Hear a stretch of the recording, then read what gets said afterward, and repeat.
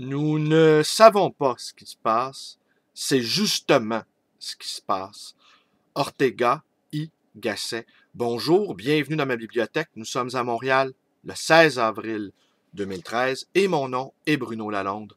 Il y a 2 jours, j'ai reçu un courriel de Jacques Boivin. Jacques Boivin, l'un des meilleurs dessinateurs, l'un des meilleurs BDistes de sa génération, qui s'étonnait de ne pas trouver le nom de Voltaire dans l'une de mes innombrables vidéos. Alors avant de vous lire les commentaires de Jacques et le petit commentaire qu'il m'a envoyé, écrit de la main de Voltaire, je voudrais saluer Louise, dont c'est l'anniversaire aujourd'hui. Bon anniversaire, Louise. Une belle journée en compagnie de tous tes intimes. Bonjour Bruno. Parcourant les titres de tes créations, je n'ai pas vu le nom de Voltaire une seule fois. Et comme tu as fait un petit édito sur « Il y a-t-il trop de livres ?», j'ai pensé que tu aimerais, peut-être, l'extrait suivant de sa lettre à un premier commis du 20 juin 1733. Dans le second paragraphe, il passe à la valeur du livre économique, ce qui préfigure le discours devenu populaire ces dernières années, sauf que Voltaire l'utilise pour défendre les livres médiocres. En fait, le titre de ma vidéo, c'est « Jamais trop de tout » et je défendais l'idée suivante qu'il n'y a pas trop de livres. Nous sommes en manque, nous sommes en pénurie de lecteurs. Y a-t-il trop de nourriture? Y a-t-il trop de lumière? Y a-t-il trop de poésie? Non. Sommes-nous en pénurie d'amour? Sommes-nous en pénurie affective? Sommes-nous en pénurie émotionnelle? Je crains bien que oui, hélas. Aussi, je vais enchaîner, après cette lecture de Voltaire, je vais enchaîner avec une autre lecture d'un auteur que je ne nommerai pas, et où il sera question d'un autre auteur non plus que je ne nommerai pas, et qui est attaqué sévèrement dans le passage.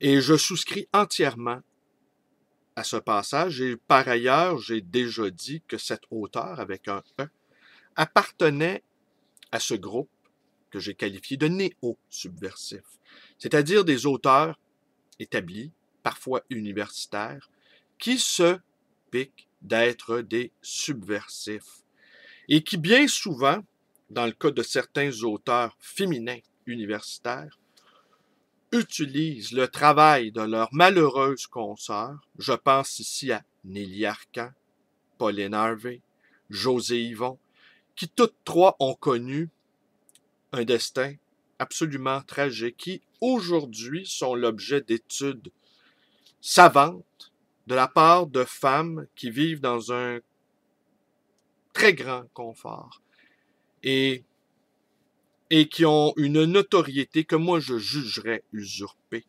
Par ailleurs, on m'a déjà fait ce reproche-là également, que j'étais moi-même très confortable. Je ne raconterai pas ici les aléas de ma vie et je ne raconterai pas également combien est difficile la condition de petit commerçant, exposé à toutes les avanies, à toutes les vicissitudes, et je peux couler par le fond presque à chaque moment depuis le début de mon existence de libraire, ce qui me donne une sorte de perspective précaire sur l'état des choses et sur l'état du monde. Je suis, autrement dit, à ras le sol. Je peux donc écouter les rumeurs du monde. Je ne suis pas installé confortablement, comme on pourrait le croire. Et aussi, je pourrais rajouter en conclusion, ayant grandi dans un milieu extrêmement modeste et m'ayant fait tout seul, je n'avais tout simplement pas le droit à l'insuccès. Il y a des gens comme ça qui n'ont tout simplement pas le droit d'échouer. Je sais que tout va quand même se terminer de la plus fâcheuse façon pour moi, c'est-à-dire le vieillissement, sans doute la maladie et très certainement la mort. Mais j'ai dit oui. J'ai dit oui au vieillissement. J'ai dit oui à la maladie. Et je dis oui également à la mort. Je dis oui à tout. Je consens à tout et je dis oui à tout ce qui est inévitable. Oui. Oui à la vie. Voltaire, donc. Vous me dites que les magistrats qui régissent la douane de la littérature se plaignent qu'il y a trop de livres. C'est comme si le prévôt des marchands se plaignait qu'il y eût à Paris trop de denrées. En achète qui veut. Une immense bibliothèque ressemble à la ville de Paris, dans laquelle il y a près de 800 000 hommes. Vous ne vivez pas avec tout ce chaos. Vous y choisissez quelques sociétés et vous en changez. On traite les livres de même. On prend quelques amis dans la foule.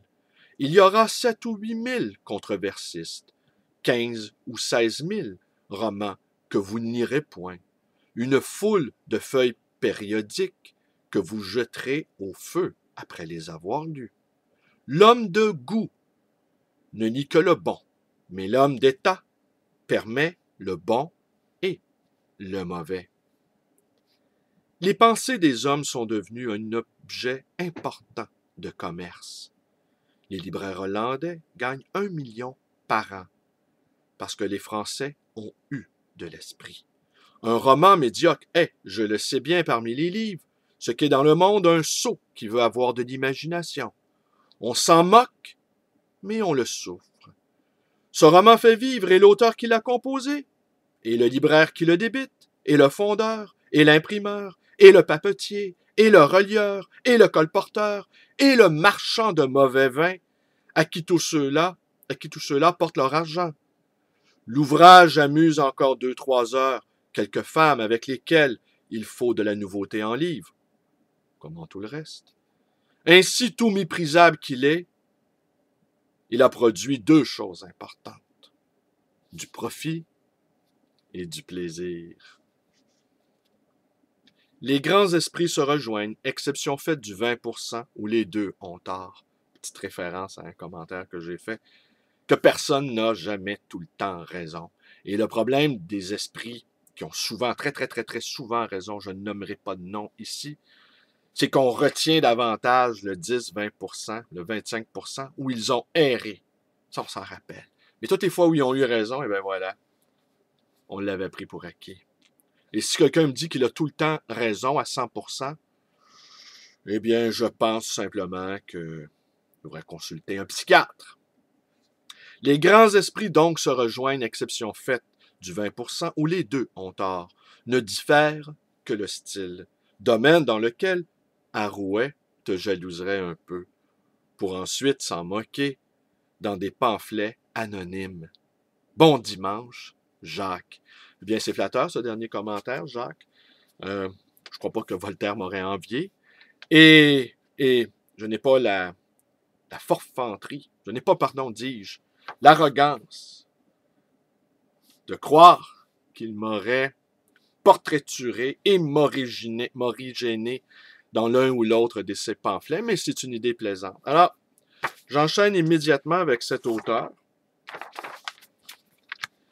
Lily entre sur la scène publique de bonne grâce. Pas de long rôle, mais une petite place dans les recensions littéraires des deux côtés de l'Atlantique. À la recherche du grand roman américain au Québec, elle l'écrit en argot de France, par imitation sans doute de Céline, dont elle appauvrit les figures et le style. Je ne sors pas d'admiration et d'étonnement devant cet habile mélange que personne ne voit, hormis un libraire averti. Je vous dirai pas c'est qui le libraire en question. Cette faute de goût maintenant public passe inaperçue tant le Québec cherche la consécration de l'autre côté de l'Atlantique. Sous ce vent, tout est bon à prendre. Toutefois, cette passagère notoriété l'autorise-t-elle à écrire n'importe quoi pour se renouveler? Ainsi, son expérience sur les affaires du monde fait d'elle un miracle de discernement sur son blog. Elle papote pour se faire estimer avec toute l'apparence de la modestie. Un jour norvégienne, le lendemain spécialiste en infanticide et en mise à mort, Lily fait des miracles avec l'écriture simple, des petits esprits qui se distraient sans déchoir de leur autorité.